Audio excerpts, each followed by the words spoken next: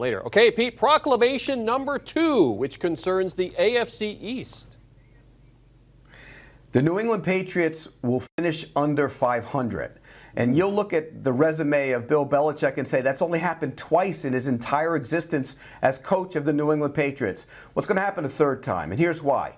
There is a lack of talent on that football team across the board. In working up my top 100, which will soon come out, by the way, of players, how many Patriots players will be on that list? And where will they be? I can guarantee you this much. There will not be a Patriots player above 80. And the only 2 guys that are in the conversation are 2 offensive linemen. This is not a good team. And here's another thing.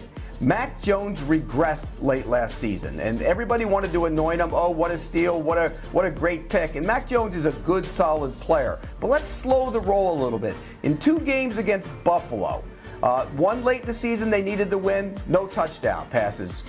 One in the postseason, he threw 2 touchdown passes. One came down 33-3. The other came in the final 2 minutes down 47-7.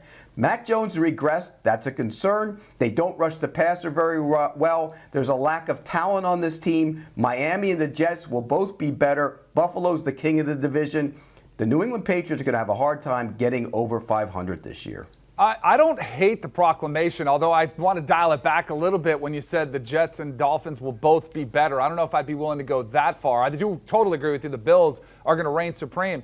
I think there are massive question marks on this roster, and as great as a coach Bill Belichick has been throughout his career, he hasn't been the best general manager or selector of talent that's been out there. And I think the Cole Strange was a perfect example of the draft selection they took in the first round when everyone turned and was like, who? What are they doing? And maybe he's a home run, but I think Bill Belichick got a little bit cute with that selection as he's done before in the past.